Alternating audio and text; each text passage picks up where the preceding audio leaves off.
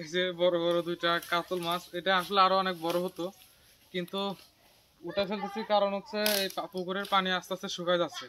আজকে দেখেন জাল হাতে মাছ ধরতেছি। এটা হচ্ছে আমার মামার একটা পুকুর। এই পুকুরে হচ্ছে পাঙ্গাস মাছ এবং তেলাপিয়া আর হচ্ছে রুই আর হচ্ছে কাতল, এই মাছগুলো আছে। সো পানি হচ্ছে অনেক কম, আগের চেয়ে অনেক শুকিয়ে গেছে, এই কারণে মূলত আজকে যেগুলো আছে মাছ একবারে সব ধরে ফেলবো। মাছ আশা করি বড় বড় হয়েছে। তো নামার পরে দুই একটা জাল মারার পরে বোঝা যাবে যে আসলে এখানে মাছ কেমন আছে আর কত বড় আছে। সব পুরো ভিডিও জুড়ে আমাদের সঙ্গে থাকুন এবং দেখতে থাকুন।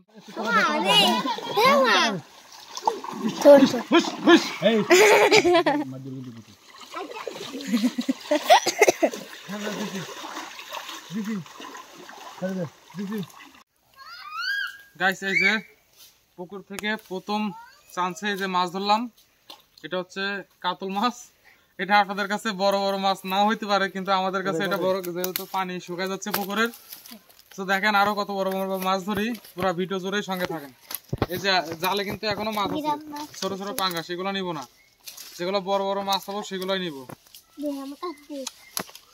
আমার মামারা দেখাও, এই যে আমার মামা হচ্ছে আজকে জেলে মাছ ধরতেছে, জাল সে মারে, আমি হচ্ছে মাছ ধরি। এগুলো ছাড়াও কই এর ভিতর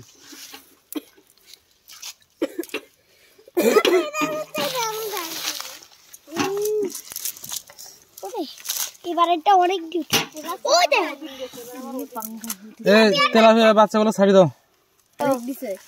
এই যে বিশাল বড় পাঙ্গাস মাছ, এই যে বিগ সাইজের একটা পাঙ্গাস মাছ।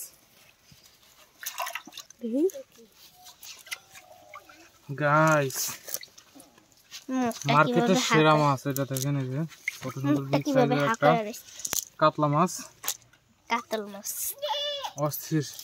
রাখো রাখো রাখো, এই যে ওই মাছ আরো বড় হবে রে, খাদ্য দিলে। গোবর আছে না, গোবর দেওয়া লাগবে।